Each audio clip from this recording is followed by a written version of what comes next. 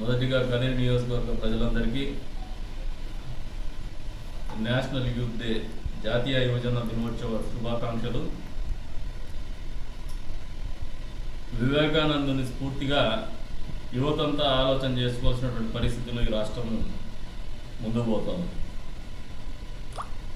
ఎందుకు చెప్తున్నానంటే ఈ మాట, ఈ రోజున మా బీసీలు, మా ఎస్సీలు, మా ఎస్టీలు అని మాట్లాడేటువంటి ముఖ్యమంత్రి జగన్మోహన్ రెడ్డి గారు ఎన్నికల సమయం దగ్గరకు వచ్చేసరికి అసలు స్వరూపము బయటపడుతోంది. అభ్యర్థుల ఎంపికలు ఈ రోజున నమ్ముకున్నటువంటి నాయకులందరినీ కూడా నట్టేయటం ఉంచినటువంటి పాపం జగన్మోహన్ రెడ్డికి దక్కుతా ఉంది.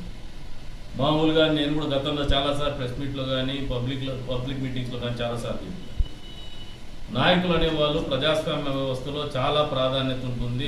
నాయకులకు చాలా గౌరవం, ప్రాధాన్యత వాళ్ళ ప్రాధాన్యత కూడా ఖచ్చితంగా ఉంటుంది ప్రజాస్వామ్యం. అది ఏ రాజకీయ పార్టీలైనా వాళ్ళు ప్రాతినిధ్యం వహించవచ్చు.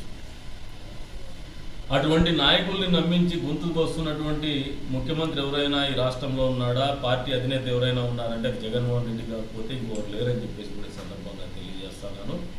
ఏదైతే బీసీల పేరు మీద జపం చేస్తూ సోషల్ ఇంజనీరింగ్ పేరు మీద ఎన్నికల్లో ఓట్లు అడగాలని ఆలోచన చేస్తున్నటువంటి ముఖ్యమంత్రి ఈరోజు ఎందుకు బీసీ నాయకులు, ఎమ్మెల్యేలు స్థాయి వ్యక్తులు, ఎంపీ స్థాయి వ్యక్తులు మీ పార్టీకి రాజీనామా చేస్తున్నారు, పదవులకు రాజీనామా చేసి బయటకు పోయేటువంటి పరిస్థితులు ఈ రాష్ట్రంలో తలెత్తుతున్నాయో ప్రజలకు సమాధానం చెప్పాలని చెప్పేసి డిమాండ్ చేస్తున్నాం. అంతేకాదు యువత కూడా పెద్ద ఎత్తున ఆలోచన చేసుకోండి. ఈరోజు నేషనల్ యూత్ డే రోజు ఈ మాట అడుగుతున్నాను. సోషల్ ఇంజనీరింగ్ పేరు మీద ఎన్నికలు జరుపుకుందాం అనుకుంటున్నాడు, కానీ నిజంగా సోషల్ ఇంజనీరింగ్ చేయాల్సినటువంటి వ్యక్తి సంజీవ్ కుమార్ గారు ఎంపీగా పద్మశాలి కులానికి చెందినటువంటి వ్యక్తి. పార్టీకి రిజైన్ చేసినాడు, ఇంకా పదవి కాలం ఉండగానే పదవికి రిజైన్ చేసినాడు. ఎందుకు ఈ పరిస్థితి తలెత్తినాయి? అదే రకంగా పెనంలో ఈయన పార్సారథి గారు, ఉయ్యూరు ఎమ్మెల్యే, గతంలో మంత్రిగా పనిచేసినారు పార్సారథి గారు, ఎందుకు రాజీనామా చేసినారు? ఎస్సీ అతను ఒక అతను చెప్తున్నాడు, అసలు ఏదో ఎస్సీలు అంటే మేము చాలా ఇదిగా అనుకున్నాం, కానీ ఈ రకంగా ఎస్సీలు మాత్రమే గుర్తుకు వస్తాడని అనుకోలేదని చెప్పేసి ఒక ఎస్సీ ఎమ్మెల్యే మాట. ఈ రాష్ట్రంలో డబ్బుకు ప్రాధాన్యత మాత్రం ఇచ్చే పార్టీ ఏదైనా ఉందంటే అది వైఎస్ఆర్సీపీ పార్టీ. ఏ రకంగానూ సోషల్ ఇంజనీరింగ్ అనే పేరు మీద ప్రజాస్వామ్యంలో ఆయన అధికారాన్ని అడ్డం పెట్టుకొని డబ్బు సంపాదించుకోవడానికి, ఆర్థికంగా బలోపేతం కావడానికి ఆయన చుట్టూ ఉన్నటువంటి ఒక నలుగురు ఒకే సామాజిక వర్గానికి చెందినటువంటి వ్యక్తులు ఈ రోజున బలపడినారు, కానీ ఎక్కడ కూడా సోషల్ ఇంజనీరింగ్ ఈ రాష్ట్రంలో జరగల. ఈ రోజున యువత నేషనల్ యూత్ డే రోజున ముఖ్యమంత్రి గారు సమాధానం చెప్పాలి. యువతకు మీరు ఇచ్చినటువంటి హామీ ఏమైంది? ప్రతి సంవత్సరం జనవరి 1వ తారీఖున మీరు చెప్పినటువంటి జాబ్ క్యాలెండర్ ఏమైంది? ఫీజు రీయింబర్స్మెంట్ ఏమైంది? అదే రకంగా విద్యా వ్యవస్థని భ్రష్టు పట్టించినటువంటి ఘనత ఈ జగన్మోహన్ రెడ్డి గారికి దక్కుతుంది.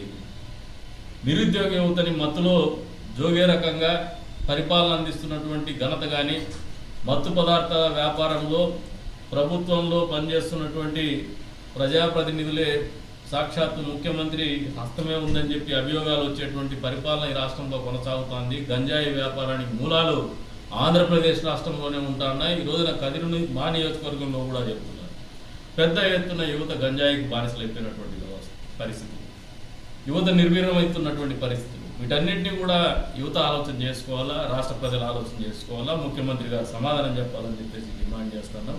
ఒక్క పరిశ్రమ వచ్చినటువంటి దాఖలాలు లేవు. ఏదైనా పరిశ్రమలు వస్తే కూడా అనంతపురం జిల్లాలో అయితే ఈ రోజున పెద్ద ఆర్టికల్ వచ్చింది. ఒక ఎమ్మెల్యే ఆయన సోదరులు కలిసి ఒక పరిశ్రమ రాకుండా డబ్బు డిమాండ్ చేసి పరిశ్రమ పారిపోయేటువంటి పరిస్థితులు కల్పించినటువంటి ఘనత కూడా ఈయనకే జరుగుతుంది. కియా పరిశ్రమ చంద్రబాబు నాయుడు గారు చేస్తే ప్రత్యక్షంగా పరోక్షంగా దాదాపు 15,000 మందికి ఉపాధి కల్పించినటువంటి పరిస్థితి, అదే రకంగా ఉద్యోగ భద్రత కల్పించినటువంటి పరిస్థితి గత ప్రభుత్వంలో చంద్రబాబు నాయుడు గారు ముఖ్యమంత్రి హయాంలో జరిగినటువంటి వాస్తవ పరిస్థితులు ప్రజలందరూ గమనించుకోవాలి. దానికి అనుబంధంగా రావాల్సినటువంటి పరిశ్రమలు ఈరోజు తరలిపోతా ఉన్నాయి.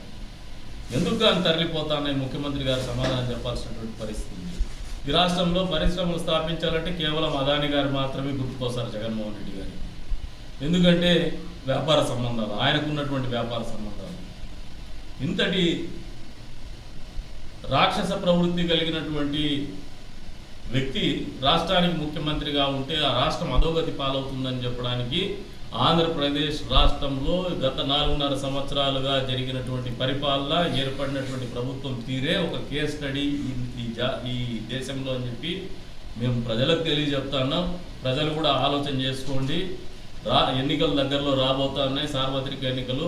ఖచ్చితంగా వీటన్నిటిని బేరీ చేసుకుని వచ్చే రోజుల్లో మీరు ఆలోచన చేసుకొని ఓటేయండి. చంద్రబాబు నాయుడు గారిని, తెలుగుదేశం పార్టీని గెలిపిస్తే మాత్రమే ఈ రాష్ట్రానికి మళ్ళీ పూర్వవైపు వస్తుంది, అభివృద్ధి పదంలో ముందుకు పోతారు. యువతకు కూడా ఉద్యోగ అవకాశాలు కానీ ఉపాధి అవకాశాలు కల్పించేటువంటి పరిస్థితులు ఉంటాయి రాష్ట్రంలో అని చెప్పేసి కూడా తెలియజేసుకుంటూ, ఈ రోజున ఏదైతే సోషల్ ఇంజనీరింగ్ పేరు మీద ఎస్సీ, ఎస్టీ, బీసీ వర్గాలకు చెందినటువంటి నాయకుల గొంతుకు వస్తున్నటువంటి వాస్తవ పరిస్థితులకి ముఖ్యమంత్రి ప్రజాక్షేత్రంలో ఖచ్చితంగా ప్రజలకు సమాధానం చెప్పాల్సినటువంటి పరిస్థితి ఉంటుంది. ఖచ్చితంగా ప్రజాక్షేత్రంలో ప్రజలు కూడా బుద్ధి చెప్పడానికి, తీర్పు చెప్పడానికి బీసీ, ఎస్టీ మైనారిటీ వర్గాలు సంసిద్ధంగా ఉన్నాయని చెప్పేసి కూడా తెలియజేస్తాను. అంతేకాకుండా ఆయన సామాజిక వర్గంలో కూడా పాపం చిన్న సైజు ఎవరన్నా లెగసీ లేకుండా వచ్చినటువంటి అభ్యర్థులు కానీ నాయకులు కానీ ఎవరైనా ఉంటారు. కదిరి నాయకుడిని తీసుకోండి, కదిరి సిట్టింగ్ ఎమ్మెల్యే, ఆయన కూడా గొంతు కోసేసినాడు. కష్టపడి పైకి వచ్చినటువంటి వ్యక్తి కూడా గొంతు కోసేసినాడు. ఎవరిని స్పేర్ చేయడం లేదు. అసలు ఆయన డబ్బు తప్పితే వేరే ప్రాధాన్యత లేదు. ఎక్కడ మనుషులకు విలువ లేదు, నాయకులకు విలువ లేదు. ఇటువంటి పార్టీ అవసరమా అని చెప్పేసి వైఎస్ఆర్సీపీ పార్టీకి చెందినటువంటి నాయకులు, కార్యకర్తలు కూడా ఆలోచన చేసుకున్నారు.